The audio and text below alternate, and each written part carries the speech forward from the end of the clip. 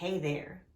Welcome to our class now has a name, Super Scholar Shower Stall Study Session. The only people who are invited are the Francis friends. So only come in if you're a Francis friend and you have a pet named Lewis. Let's get right on it, boys and girls. We're going to be doing Math 98A together today. It is April the 7th. Let's do this. Number 1. 7 children will share some pennies equally. If there are 240 pennies, how many pennies will each child get? All right, it's a division problem, boys and girls, to share the pennies. They said there were 240 pennies to be shared or divided between 7 children. So let's do this. Can we do 2 divided by 7? No, but we know we're going to go right on over and we're going to do 24 divided by 7. How many times can 7 go into 24 without going over? How about 3? Because 3 times 7 is 21. 24, take away 21 is 3. Next step, bring down your next number. Can 7 go into 30? Yes. How many times without going over? 4. That's right. 4 times 7 is 28. 30 minus 28 is 2. So you have a remainder of 2. So divide it out, that's 34, remainder 2. But your answer has to say 34 pennies. Because imagine if we were at school one day and one of you were absent and only had 7 students and 240 pennies, and I had these 2 pennies left over, there would be no fair way to share those pennies. So the answer is only 34. 7 children will get 34 pennies. Okay, look at number 2. We're going to circle our prime numbers. All right, with the 1, boys and girls, if you want to put a box around it, remember we call the 1 a unit. Is 2 a prime number? Yep. Because the only way to get 2 is to say 2 times 1 equals 2. Remember, it can only have exactly 2 factors. All right, how about 3? I think so, because 3 times 1 is 3. There's no other way to get 3 by multiplying. All right, how about 4? I know that 1 times 4 equals 4, and I also know that 2 times 2 equals 4. So 4 is not a prime number. Let's try 5. How do we get 5 by multiplying? 1 times 5.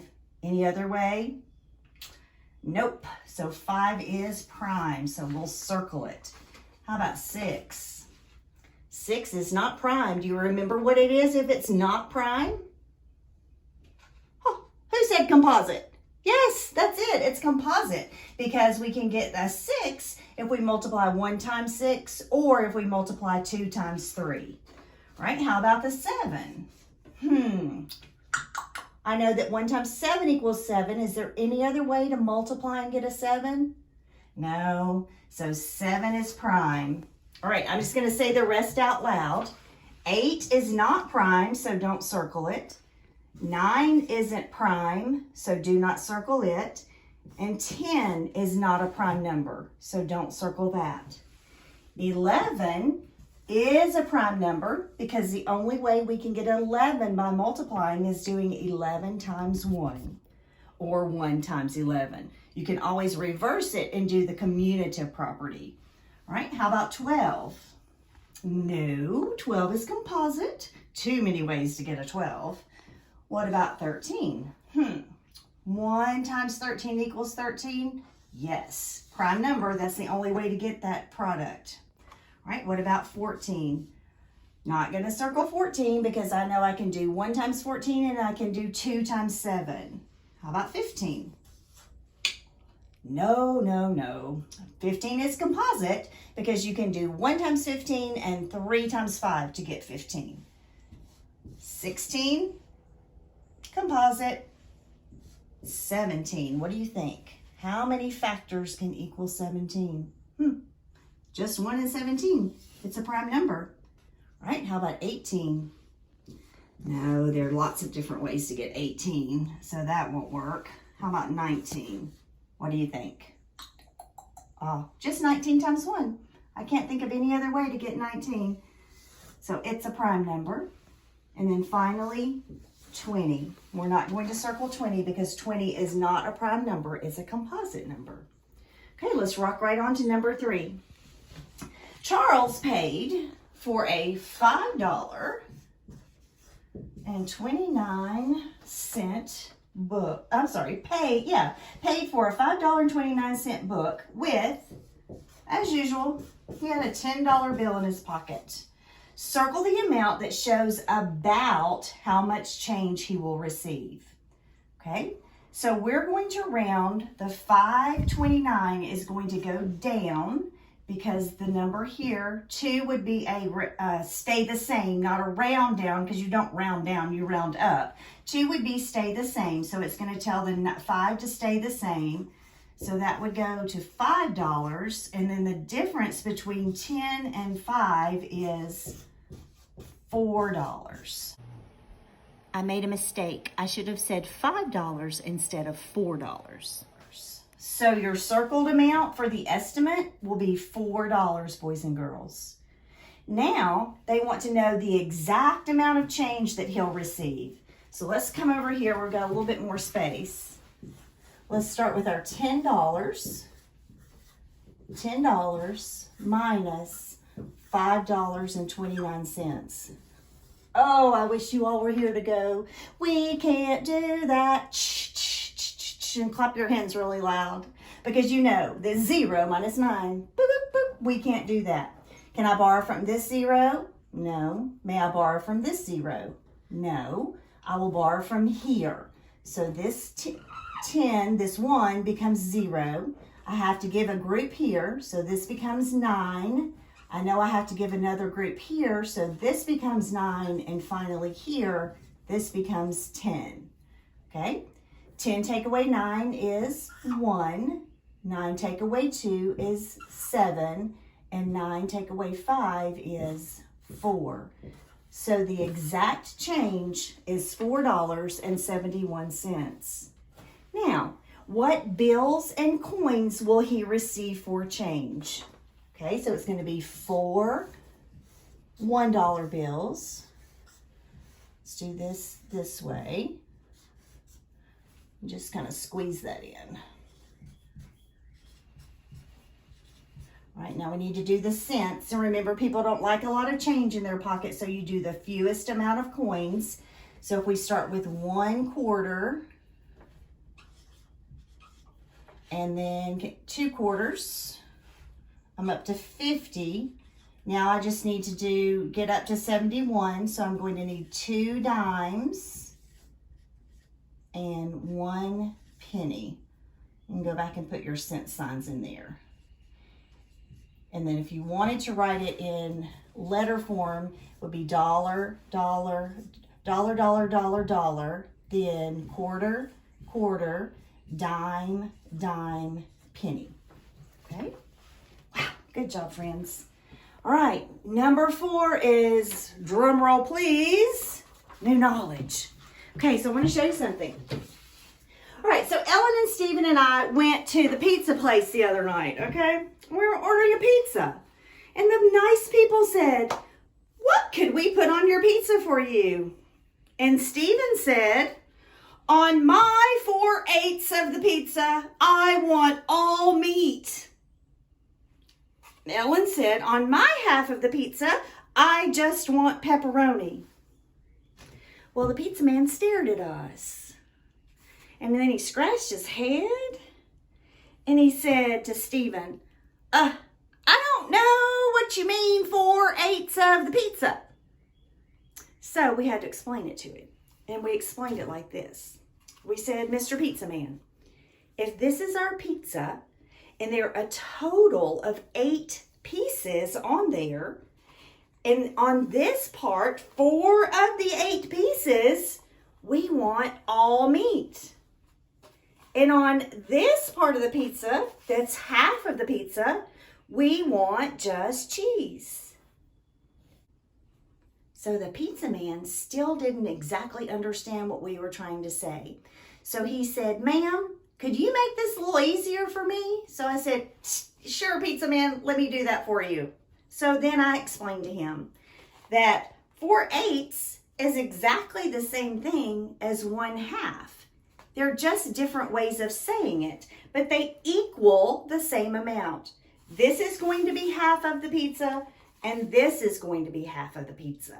And you guys know that we've been drawing pictures of those to show equivalent fractions for a long time. But now we're going to jump up in the big leagues and we're going to learn how to make a fraction that says 4/8 be written in its simplest form. It's still going to be the very same amount. We just call it writing it in its simplest form, or we call it reducing a fraction. So come over here and let me show you how we're going to do this. All right. So let's look at this number. Look at this fraction with me. We've got 4/12. So what I want to do, boys and girls, is reduce this fraction to its simplest form. So what I have to ask myself is, what number could I divide the numerator and the denominator by to make this as small as possible? And this one's kind of easy. I know that I can divide 4 by 4 and I can divide 12 by 4. And look what happens. 4 divided by 4 is 1. And 12 divided by 4 is 3. So that means we have made 4/12 reduce into its simplest or smallest form. It still means the same thing. 4/12 is the same amount as 1/3. It's just a different way to write it. Okay, let's try another one. What if we had 8/10? And I want to make 8/10 as small as I can make it in a simpler form. So I'm going to think and I'm going to ask myself, what is a number that I can divide by the, whoops, I'm sorry, didn't mean to do that yet. I'm going to divide the 8 and the 10, a number that will go into both of them to reduce to the smallest form. I gave you a hint. I think let's try 2. Okay, so what is 8 divided by 2? 8 divided by 2 is 4, and 10 divided by 2 is 5. And it's in its smallest, simplest form. It can't go any smaller than that. So 8/10 is equal to 4/5.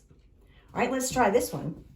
If we have 7/14 next, what number could I divide the 7 by and the 14 by to reduce this to its simplest form? Well, let me try something. Let's just say, oh, I think I'm going to go with 2. Well, here's a problem. Can we divide 7 by 2? No, we can't do that. So that won't even work. Okay, so let's just think of a number that we can divide each of these numbers by. I can divide 7 by 7, and I can divide 14 by 7. And look what happens. 7 divided by 7 is 1, and 14 divided by 7 is 2. We reduced 7/14 to its smallest or simplest form, and your answer is 1/2. Now, sometimes, boys and girls, let me see if I can think of one. Let's do 6/12.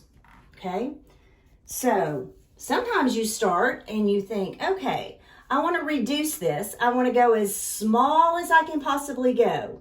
So I'm looking at that 6 and that 12, and I know that I can divide both of those numbers by a 3. Let's see what happens. 6 divided by 3 equals 2, and 12 divided by 3 equals 4. Do you see a problem though? This can go even smaller. What if I did this next? Let's divide 2 divided by 2 and 4 divided by 2.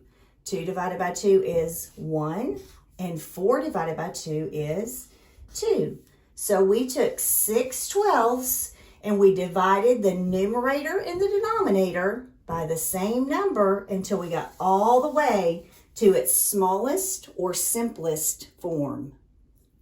Remember, this is new. You don't have to learn it all today, okay? All right, let's go back to our practice sheet. Where'd I put it, Steve? There it is. It's in the tub. Okay, so let's start. Today's lesson, you have 2 8s. And I love how they set this up for us because they make our brains remember. What can I divide the 2 and the 8 by? Has to be the same number for the numerator and the denominator. What would I divide by to reduce this to its simplest form? Well, what if we go with a 2? Let's try that and see what happens. 2 divided by 2 equals 1. 8 divided by 2 equals 4. You've reduced it as small as it will go. 2 8s is the same thing as 1/4. All right, let's try this one. We've got 6 15ths. Okay. All right, so look at the 6 and look at the 5. Remember all these math facts we've been doing? They're paying off now. What number pops in your brain that you could divide a 6 and a 15 by? It'd be the same number. A 3 popped in my brain. Let's try that. Okay. 6 divided by 3 equals 2, and 15 divided by 3 equals 5. And that is simplified as small as you can make it. We have simplified that fraction. Okay, let's do the last one. Tell you what, push pause and do your work and then check and change. All right, I'm gonna let you pause and I'm gonna work this one. All right, this one I think is the number with a 10 and a 15, the number that pops in my brain super fast is a 5. So let's try 5 here. So let's try 10 divided by 5 equals 2, and 15 divided by 5 equals 3. We've just simplified 10 15ths into 2 thirds. Those are equal fractions, but it's now in its simplest form. Okay? All right, let's look at number 5. The recipe calls for 2/3 cups of milk. All right, Steve, I'm gonna have to come over here way high. Can you come high with me? So yeah, 2 3/4 cups of milk. But I only have a 1/4 measuring cup. How many times would I have to fill up the 1/4 measuring cup to make it 2 3/4 cups of milk? So this is what you're going to visualize, boys and girls. Pretend this is a 1/4 cup measurer. That's what I have at my house. And then I have this measuring cup that holds a cup.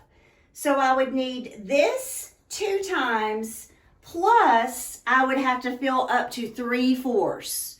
But let's pretend that just crashed and broke and I don't have it to use anymore, but I still want to make those brownies. So I've got to find out how many times I'm going to fill up my 1/4 cup measure to equal 2 3/4.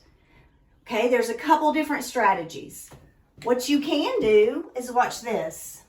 You can draw or say 1/4, 1/4, 1/4, 1/4, 1/4, and 1/4.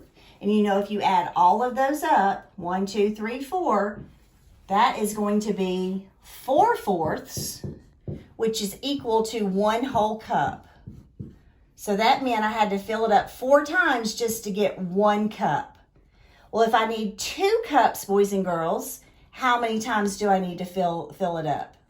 I need to do it 1, 2, 3, 4 times and double that. So that's 8 times, but I'm still lacking my 3/4. So I need to fill it up how many more times? 1, 2, 3 more times. So if I add the 8 and the 3, that means I would have to fill it up 11 times to equal 2 3/4 of a cup. Now you could also do reverse strategy. Start with your 2 3/4, pull out your 3. That's 1, 2, 3 times that you would have to fill up to get a 4, to get 3/4. And then go with your 2. You know that in order to make 1/4 equal 1, it would take 4 of them, but you want 2, so double your 4, it equals 8. Then add with your 3 we had here, and we're back again to number 11. Bam. All right, my loves, that's a lot of hard work. Remember, I told you yesterday, the math is getting harder, but that's because your brains are getting smarter, and that's a good thing. Hard work, exercise that brain so it'll get super strong. Work on these. If you get stuck, FaceTime Miss Frances. Have fun. Love you. You can do the bottom by yourself. Peace. Bye.